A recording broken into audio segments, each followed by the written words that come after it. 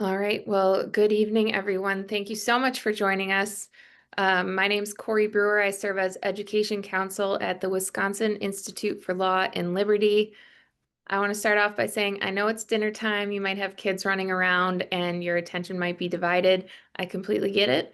I'm a mom of four myself, and that's exactly why I'm here at my office instead of at home right now. But because of that, I just want to do this a little bit differently than our normal webinar format. And what I would like to do is instead of giving you a long lecture all at once and saving some time for Q&A at the end, is I would like to just cover one topic at a time, pause for questions before moving on, and that way you can ask about the issues that matter most to you while they're fresh in your mind. And I know that individuals are still joining right now. Welcome, welcome, good evening. I was just saying that this webinar is going to be a little bit different than our usual format. I'm going to go over kind of topics one at a time and pause for questions in between. I know you're all busy. It's a weeknight evening, and I really appreciate you joining to learn more about our brand new Parental Toolkit. And I will mention too, if you have questions while I'm presenting before we stop for Q&A, or even when we do the Q&A, there is a Q&A function at the bottom of your screen. So please feel free to use that at any time throughout to put your questions in. So why are we here tonight? Will has put together a new parental toolkit because we want parents to feel empowered. This is a big resource. It has a lot of pages, a lot of templates, a lot of links. It could be overwhelming as a whole. So tonight I would like to kind of just help you think about how can you use this resource. Imagine you have a question. What are my rights in this particular situation? The toolkit is designed to help you answer these questions, point you to more resources, and help you figure out what your next steps might be. What are the steps that you can take? So our goal is not only to tell you what the law says, but also to make sure you know what your options are for utilizing that information. And for those of you who might not be familiar with WILL, or the Wisconsin Institute for Law and Liberty, we are a law and policy nonprofit organization. We're based in Milwaukee, Wisconsin. We do a lot of work in Wisconsin, but we also do work, especially in this education project, Restoring American Education, all over the country. And we try to put out resources that will apply no matter what state you're in. So through education, litigation, and participation in the public discourse, we work to advance limited government, free speech, transparency, and education reform. So we hope to be a resource to all of you.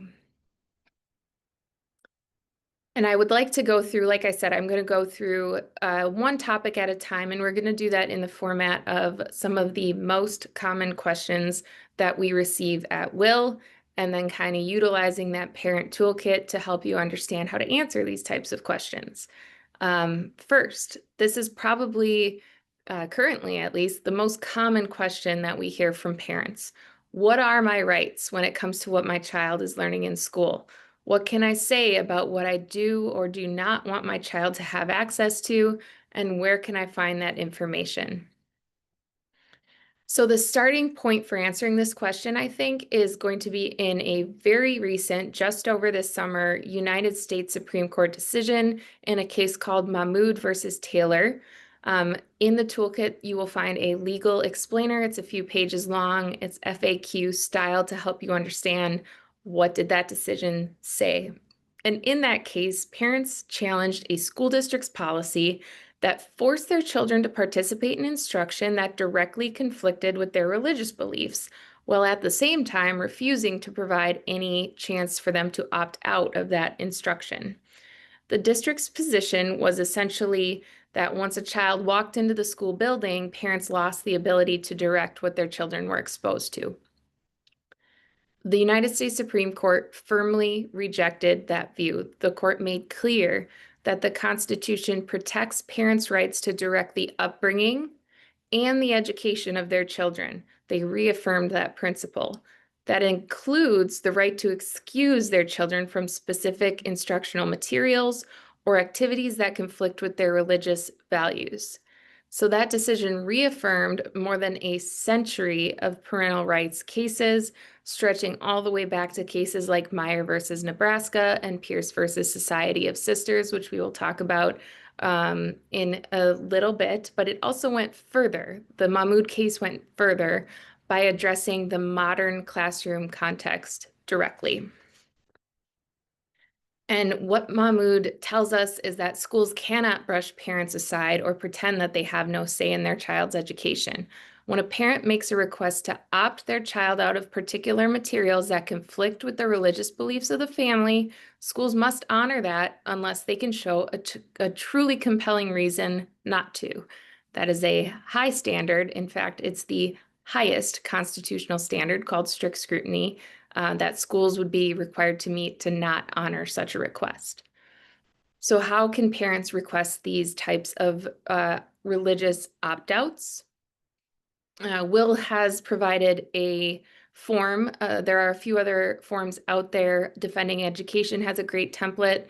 We provided a template as well to try to make it as easy as possible for parents to exercise this right. So there is a version of this form in the toolkit that looks like what you see on the screen right now.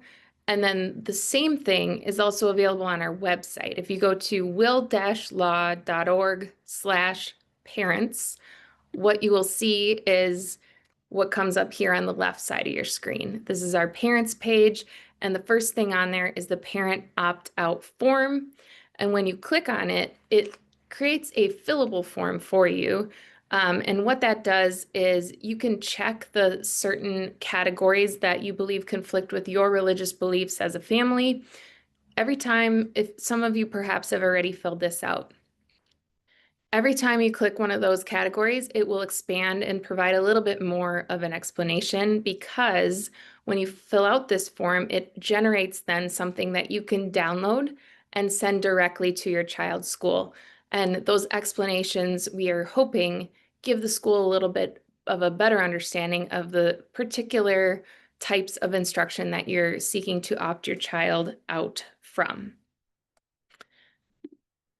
Just a few more things before I pause on this one. I think this is probably the longest one, the most resources in the toolkit. But in addition to that Mahmoud case, there's also federal laws that protect parents. One is the Protection of Pupil Rights Amendment, or the PPRA. And you might have heard of this in the context of surveys, which is why in our toolkit you see surveys and schools.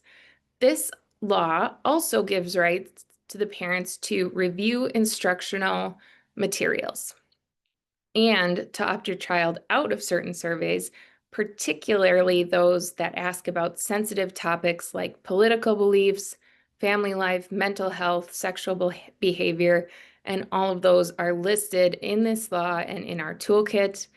And if you live in Wisconsin, the law goes even further by guaranteeing specific opt-out rights in areas like human growth and development curriculum, which is our sex education curriculum, while also requiring transparency around curricula for this topic. If you're here and you're not living in Wisconsin and your children go to school in another state, a lot of states have these types of laws around sex ed curriculum. So I would encourage you to look up the specific laws for your state. But the bottom line, I think, is this: the Mahmoud decision confirmed that something that parents have long believed, that schools don't take over the role of parents just because the school bell rings. You remain the primary authority over your child's upbringing, and the law is on your side when you choose to exercise that authority. I want to pause here to take any questions. I saw a few come in. I'll open up the chat. Here's the chat is a few links to our parent toolkit. You can also find it at, will-law.org/parents or will-law.org/parent toolkit. And I want you, as you come across any more questions, feel free to utilize that function.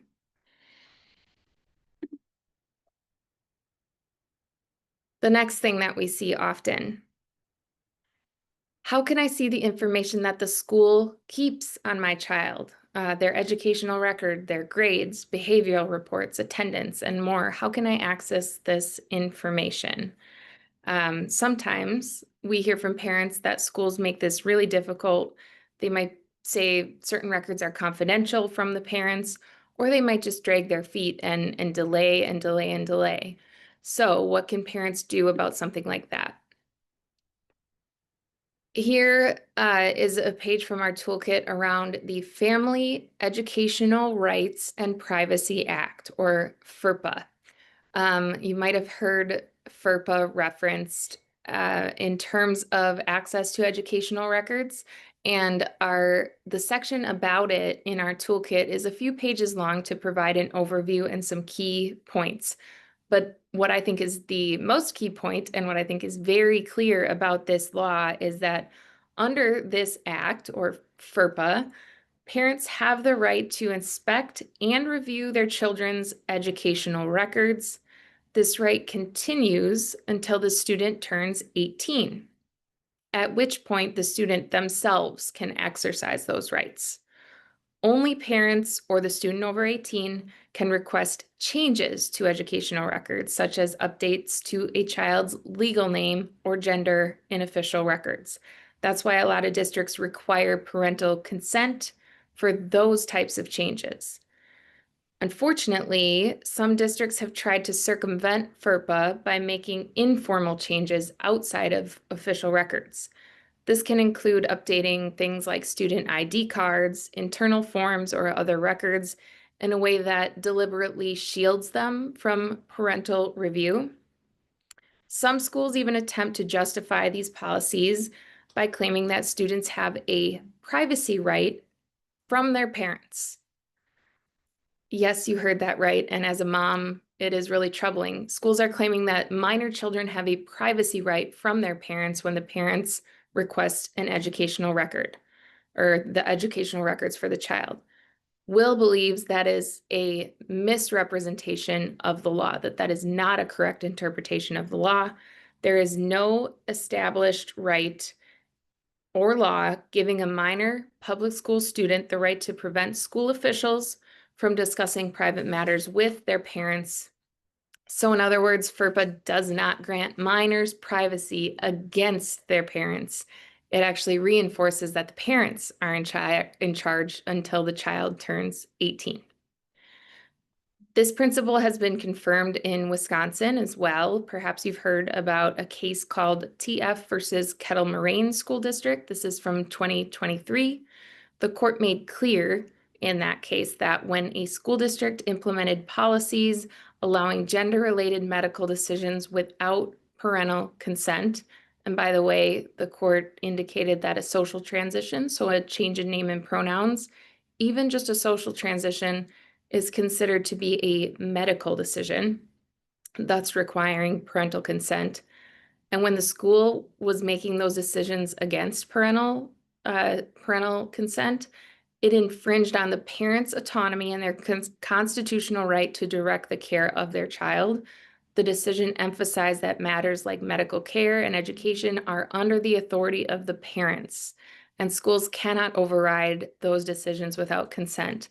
That was a Will case. It was actually the first case on these kind of gender secrecy or parental non-consent policies across the country, the first decision on the merits on that issue.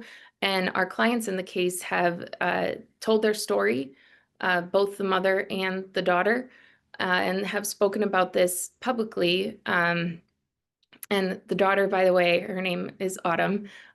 She has since thanked her mom. It was during a time during the pandemic.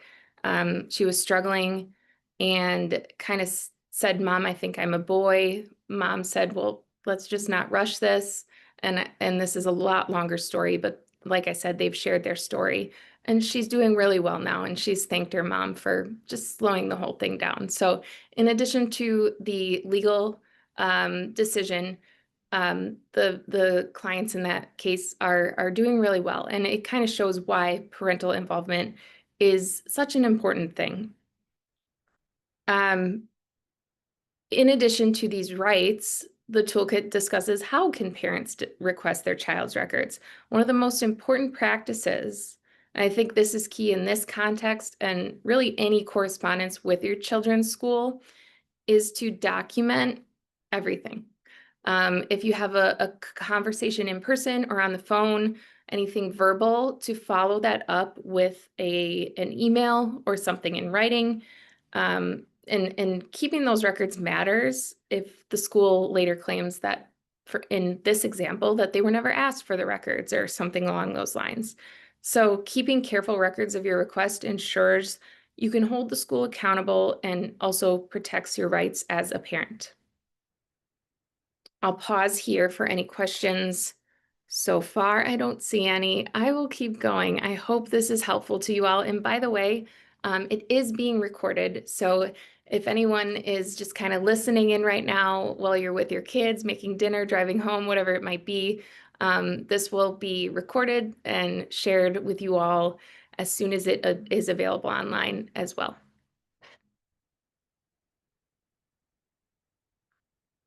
The next thing is similar to what I had discussed, but more specific to the legal argument, not just access to student records, but the legal argument surrounding parental rights.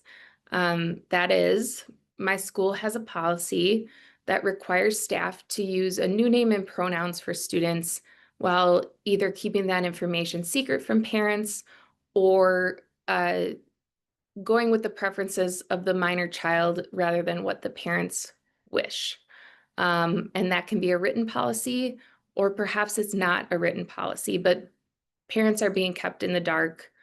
What can I do? What can I do as a parent?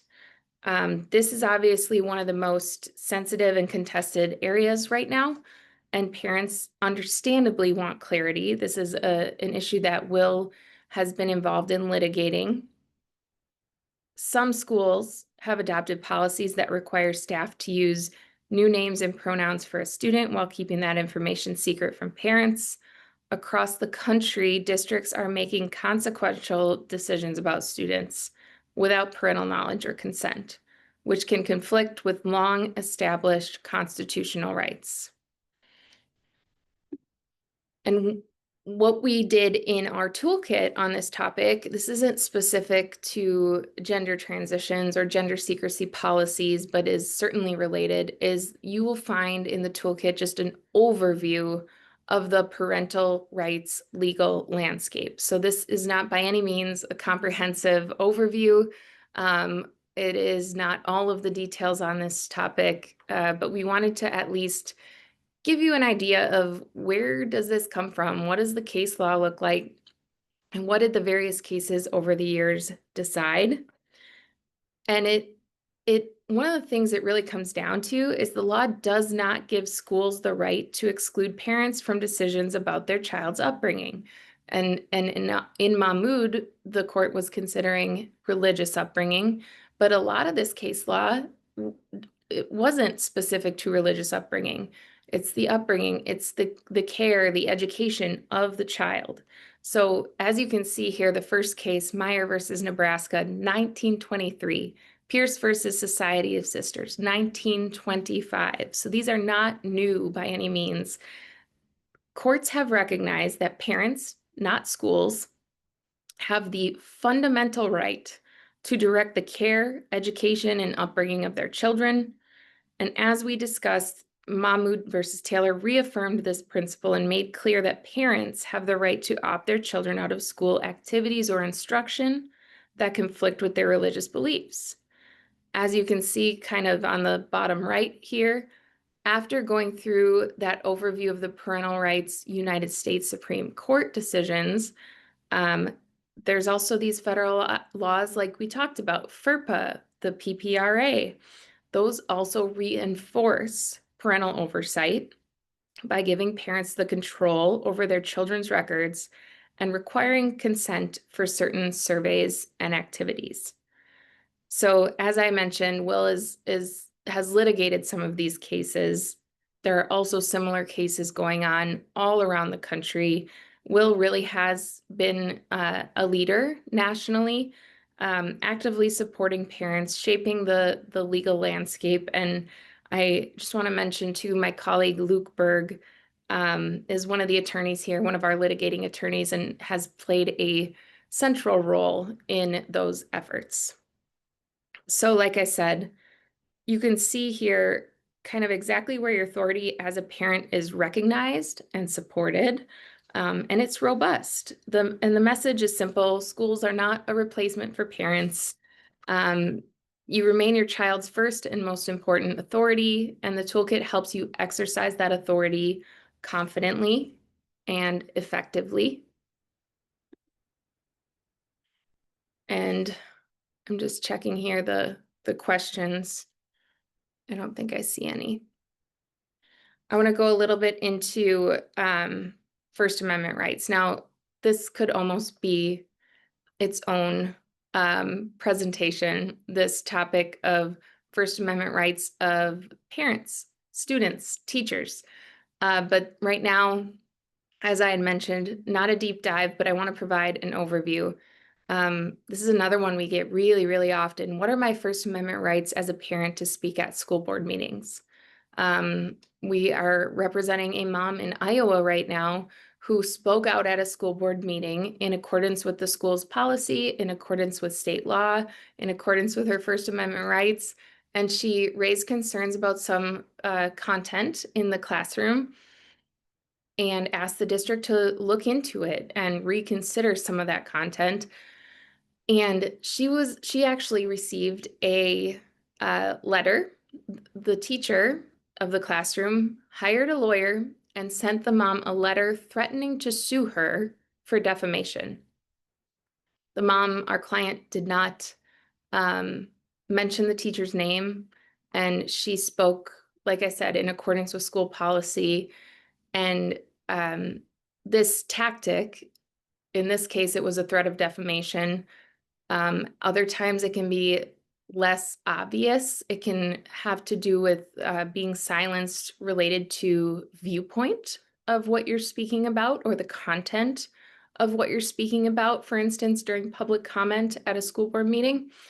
In this case, Will got involved and we wrote a letter to that attorney for the teacher and essentially said, you're wrong about defamation, what you're saying here, that what our client said was defamation. Nothing she said was defamatory.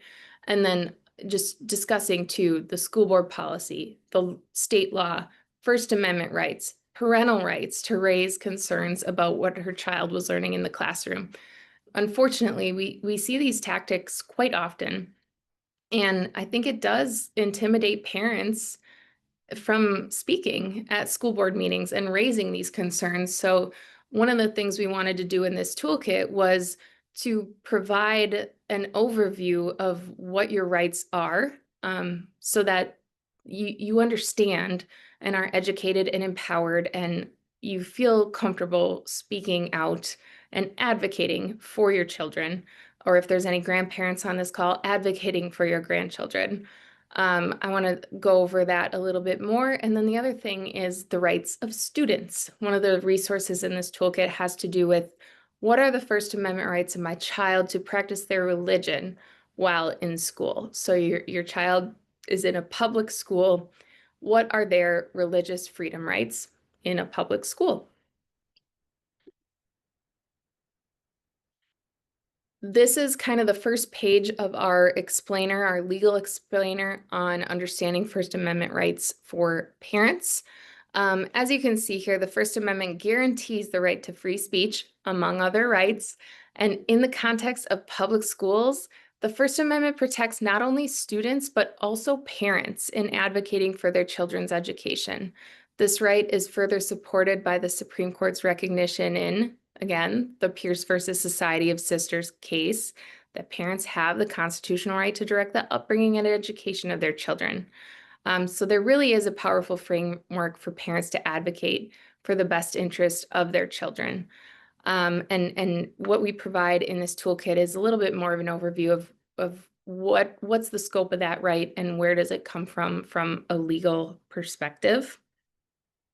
And before I move on to students, I want to just note something about social media, because another question that we get often has to do with parents asking, can I post on the district's social media page and comment on their posts?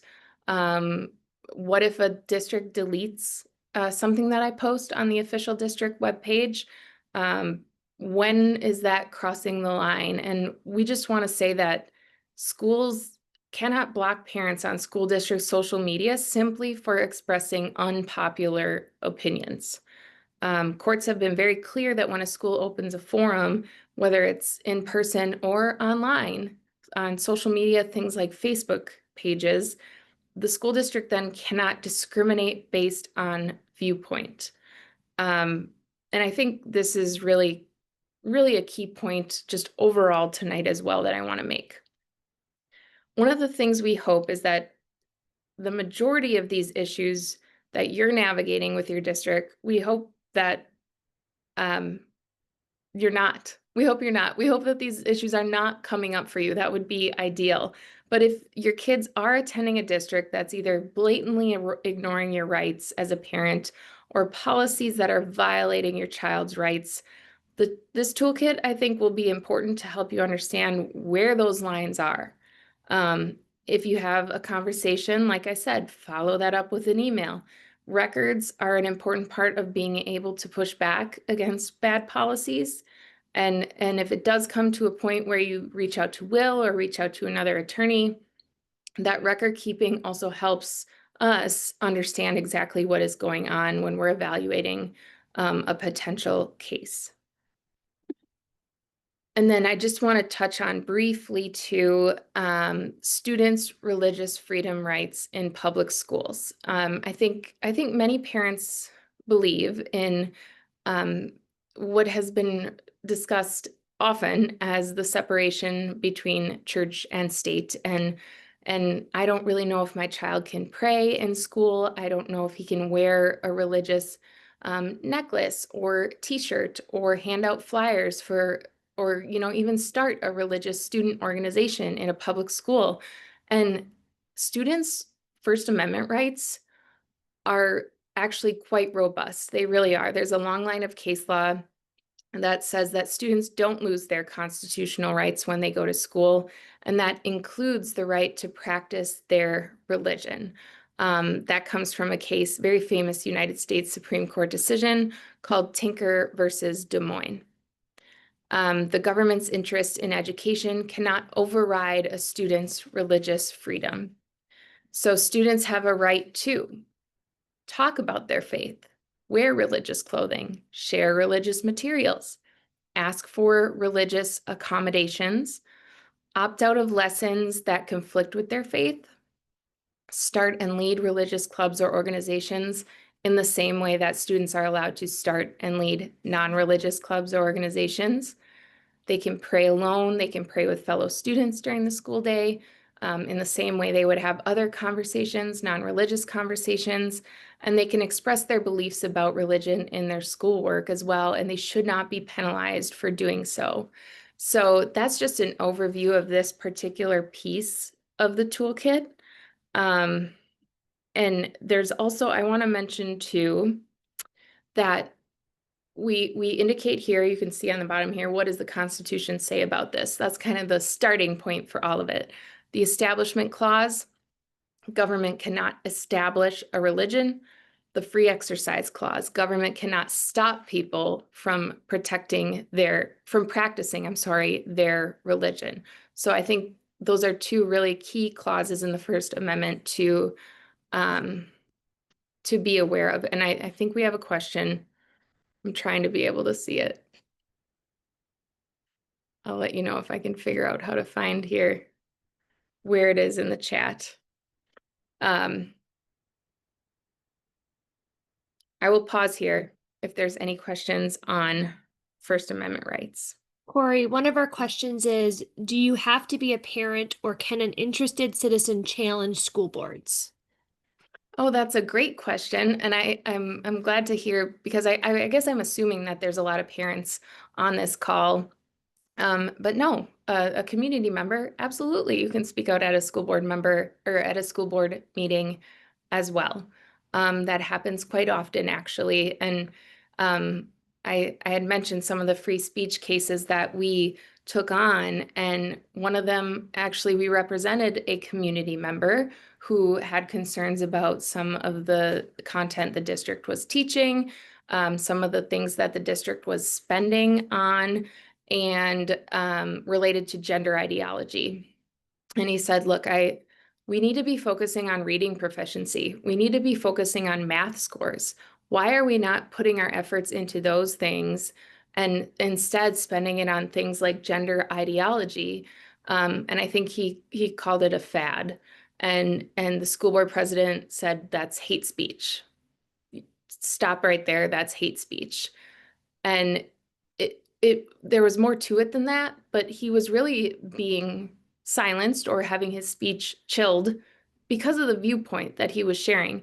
And as I had mentioned a little bit earlier, a local government entity like a public school board, public school district, any government entity cannot silence speech in those instances because it expresses something that is an unpopular opinion or that they don't want to hear. That's not grounds for silencing that type of speech. So that wasn't a parent in that case. That was a community member, a taxpayer.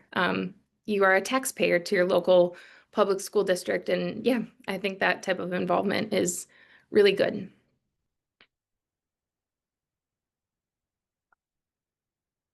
All right, I'm going to move on from First Amendment rights, but as I had mentioned, if there are any questions on any of these topics at any time, just keep them coming. We have two more to get through, just to give you a little bit of a roadmap here. This one's a little different. This one is not a legal explainer like what the majority of the parental toolkit is.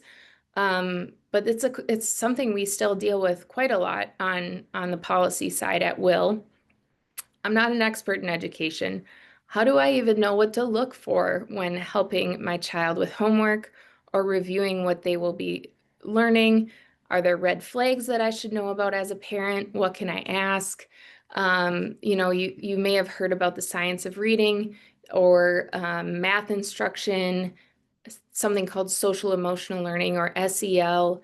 And say your teacher sends home what the children will be learning, or you see something in your child's homework. How do you know what to look for? Is this what the school should be teaching? Are they following evidence-based practices? Or is there something that could change? These next few resources are intended to give you an overview to help ask and be involved in those types of things. So first, the science of reading. There are research-based methods, and again, this could be its own presentation, I think, this science of reading topic.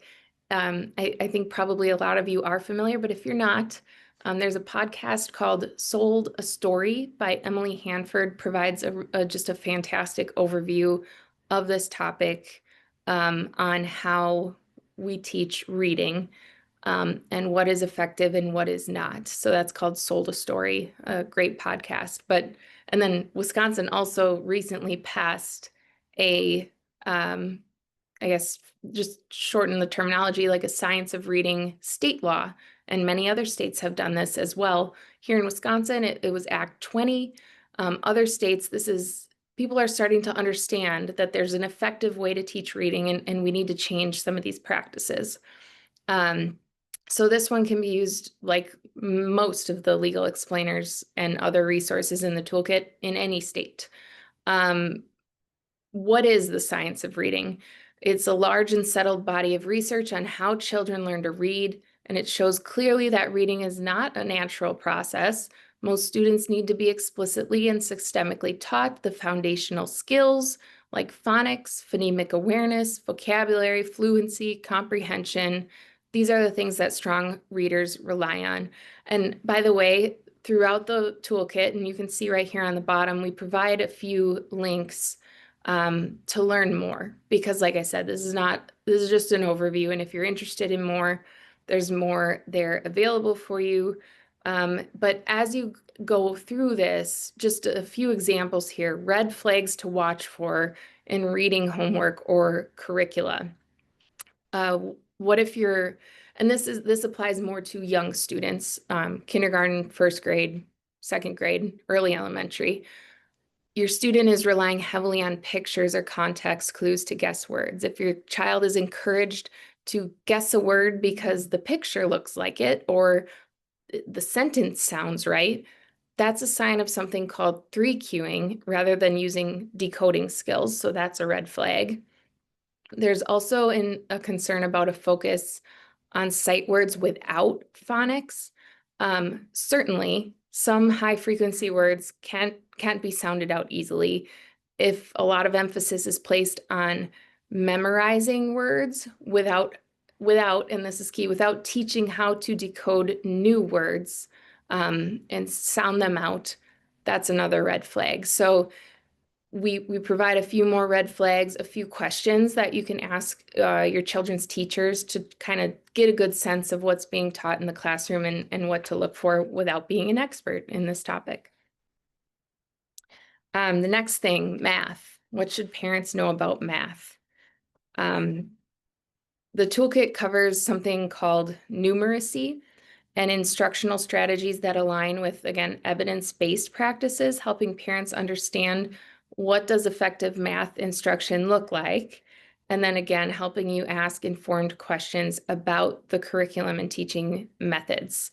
As you can kind of see here on the screen, experts have been sounding the alarm that without mastery of the basics, like kind of if you remember learning math facts as a child, flashcards, times tables, mastering some of those basics, students then really struggle to succeed in higher level math and then in life, in society, and jobs after that.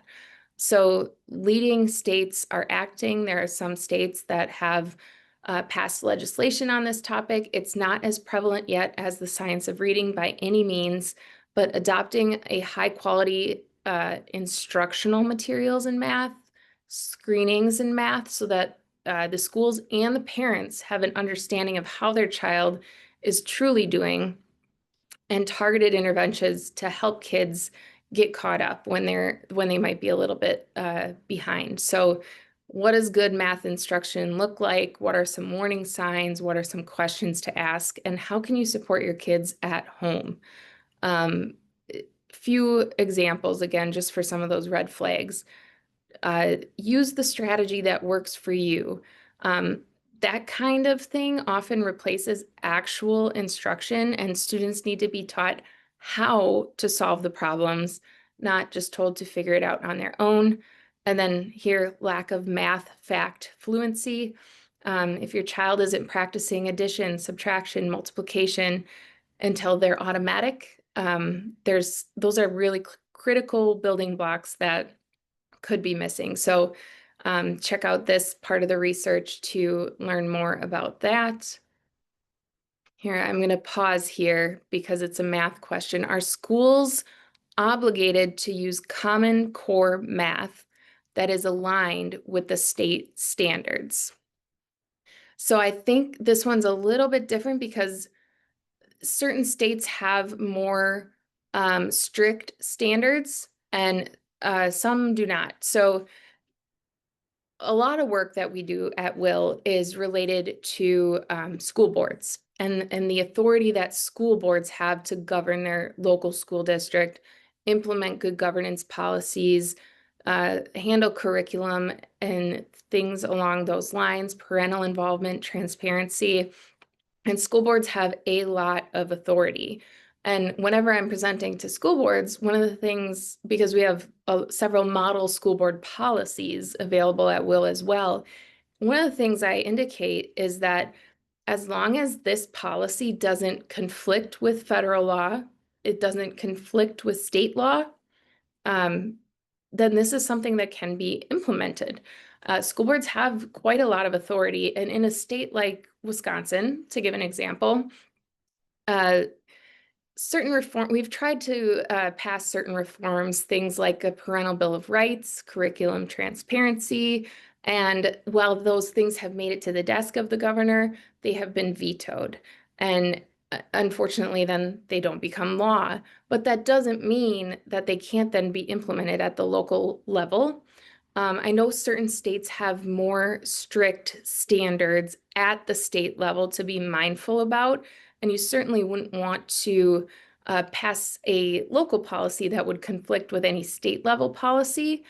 But as long as it's consistent, a local school board, which selects the curricula generally for the local school district, they have a lot of authority. They do. So feel free, whoever asked that question, to reach out to me directly. I'd be happy to kind of look into what state you're in and what those state standards might be, what kind of flexibility might exist. I'm going to move on now to social emotional learning, and just two things to note right off the bat. So you can see on the screen here, this says Wisconsin in big red letters.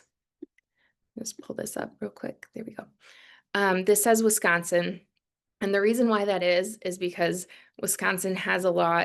It's not called social emotional learning, but it has a lot of character development pieces to it that are similar to what a lot of social emotional learning content is. But I just want to point out that this is going to be helpful and worth reading, even if it's not you're not in Wisconsin specifically. However, throughout the whole toolkit, anything that's Wisconsin specific is flagged as such, and anything that's not should be applicable to any state. So just on the topic of social emotional learning, this is something that a lot of parents, a lot of community members, maybe you heard the term SEL, but you don't know really what it means or what to look for. Is it good? Is it bad?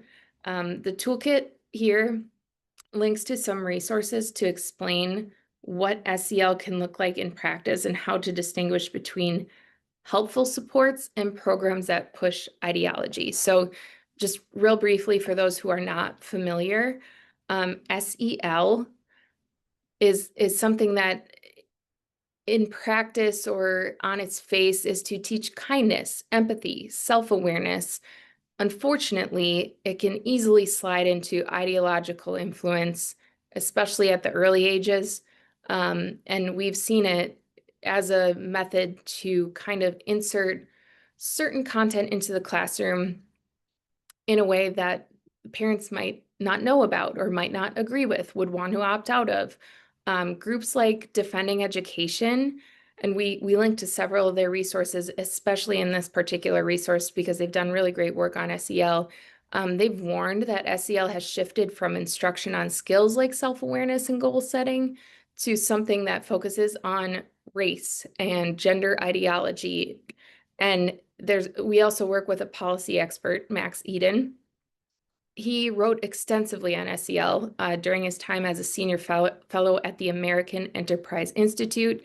He cautioned that SEL has become an ideologically charged enterprise and that its implementation tends to resemble the practice of unlicensed therapy at times. So even if you're not in Wisconsin, like I said, this one's going to be worth at least taking a look at because there is a list of questions that you can ask your school to get a better idea of what is being taught. Because as it says here, SEL can sound innocent, but it's not always. So this is just something to, as parents, just be very involved, be very vigilant, and know what's going on in your kids' education. And the last topic in this category is cell phones. This is a huge topic. This is a really big topic. But what we wanted to do in this toolkit in particular, again, linking to other resources to learn more about this and experts that have really researched the impact of smartphones in the classroom on kids' mental health, on their focus, sleep, social development. There's a lot of data out there and there's more and more coming. One really great book, The Anxious Generation by Jonathan Haidt. We also had his colleague, Catherine Price, present at our recent school board summit. She's got a great Substack and some books of her own Recently, there's now a Anxious Generation for Children that Catherine wrote with Jonathan Haidt.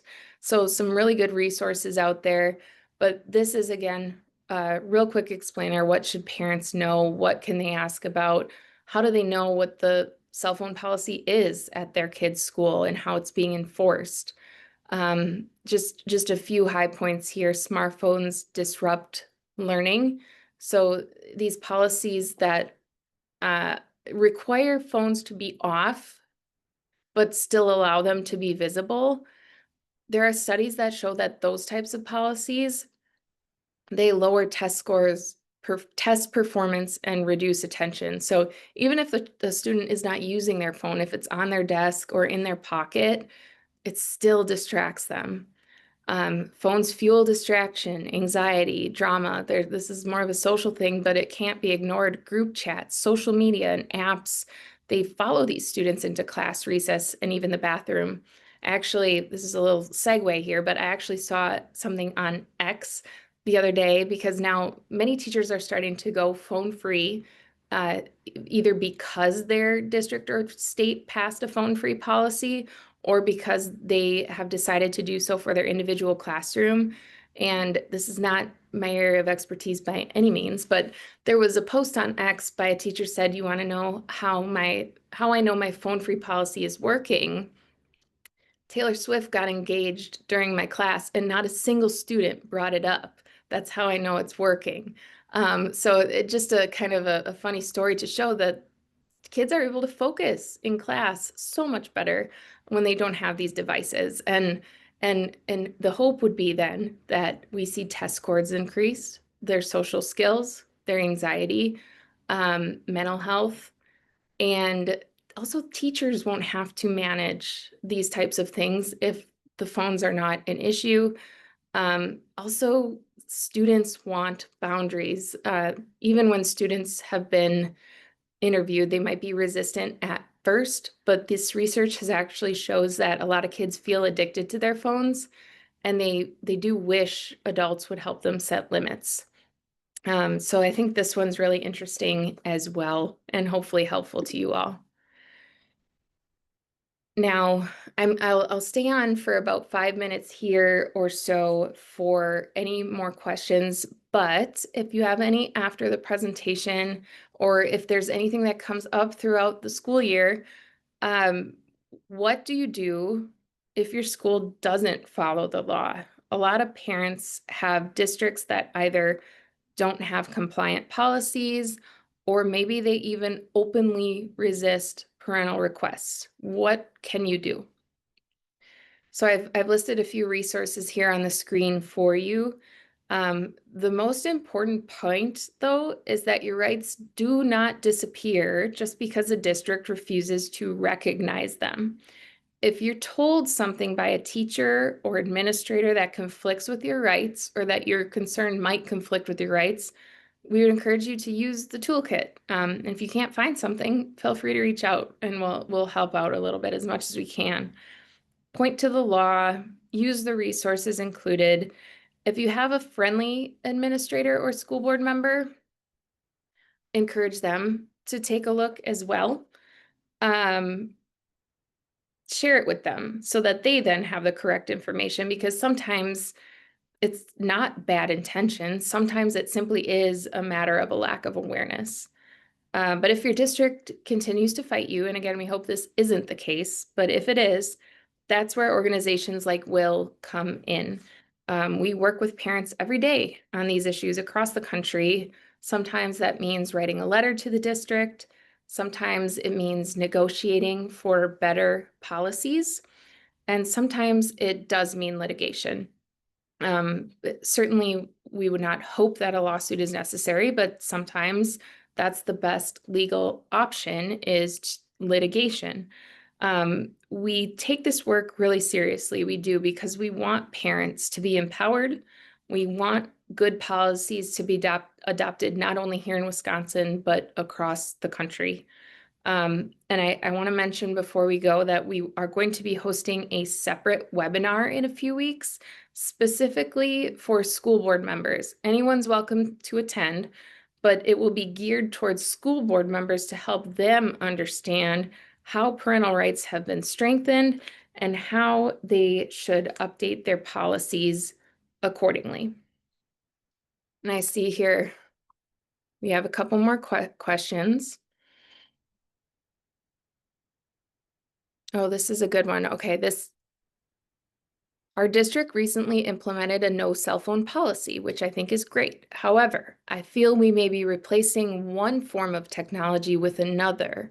Our district is aiming to be on the forefront of AI learning. I recognize the relevance, I recognize the potential benefits, but I'm concerned about the long-term impact. Nope, this is a great question. I think that's going to be the next issue. There's kind of two things that came to mind for me, and I think right now the movement is to get smartphones out of the classroom. And one of the things I mentioned, Jonathan Haidt and Catherine Price, one of the things they advocate for is bell to bell from the start of the day to the end of the day. And of course, schools should have policies for how students can contact their parents or parents can contact their students if needed. But in general, bell to bell, no smartphone access. Some teachers are saying, oh, I hear kids talking to each other in the hallway again, and things along those lines, and just noticing all the positive benefits. But now the next question that's kind of coming up is here we see something on AI, or okay, the cell phones are out of the classroom, but every child has a Chromebook. They're still on screens. Shouldn't we return to books and pencils and paper? I think that's going to be a really big next question. And one of the things I will mention on the topic of AI, it's something that we don't have a model policy out yet, but it's something that we're looking into. Where should the guardrails be when it comes to student use of AI? And there are some groups out there doing really good research on this. Obviously, it's still fairly new, but it's certainly something that I think we're going to need to research, discuss, and have some policies putting some guardrails around that issue. Do you know of any resources or best practices, guidance in this area? Um, I I will look into it for you. Like I said, it's fairly new, but yes, there are some really good individuals and resources doing work on this, and I'll have to look into that um, as well.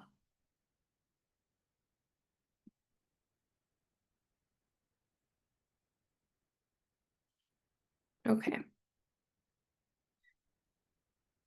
Any other questions? Feel free to add it in the chat. Feel free to reach out to us directly. I think I want to make sure. I think there might be an answer coming in to the chat. I'll just wait a moment just in case. But if anyone's listening but not looking at the screen, the links on here that I had mentioned in terms of resources are you can contact a will lawyer directly. We have an intake form that our legal team monitors directly, will-law.org/contact a lawyer, and with hyphens in between contact a lawyer. The other thing is will-law.org/parents. Right now, when you go there, you will see the opt-out form and the parent toolkit as the two main things on there. But this is a page that we update regularly, so bookmark this page. There's always going to be new resources added to that page. And the other thing is WI Law Liberty. We're on social media. I know we're on X, formerly known as Twitter. We are on Facebook. We are on Instagram. So follow along to see about the legal and policy work that we do and interact with us. Also reach out if you want to receive more of our updates, and we'll include you on our email, our education email list if you're not already on there. It comes in we go like once a month, so you're not going to be spammed with emails from us. Oh, here you go. This is a great question. Thank you. Does your firm offer pro bono work for parents in strong cases? And I should have mentioned this. Yes. So, as a nonprofit legal organization, we represent all of our clients at no cost. Thanks to the generosity of our donors, we don't charge our clients anything. So if there is a case that is within mission for us, if we have the capacity to take it on, if we have the expertise to take it on, then yes, we are able to represent parents across the country, and to do so at no cost. So thank you for that question, just to clarify a little bit more about the work that we do. And I just want to end. I just want to wrap everything up and leave you with two thoughts. First, the toolkit isn't only for parents. If you have a friend who is a teacher or know somebody serving on a school board, please share it with them. And then we want these resources to reach everyone who has a role in improving our schools. Second, we're constantly updating, as I said, these resources. Check back on that page, that webpage, will-law.org/parents. And if you encounter a situation in your district, use the toolkit as a guide, make a record of what happens. Don't hesitate to reach out to Will. That documentation helps attorneys like our team at Will understand exactly what's happening, and it will help us take action if needed.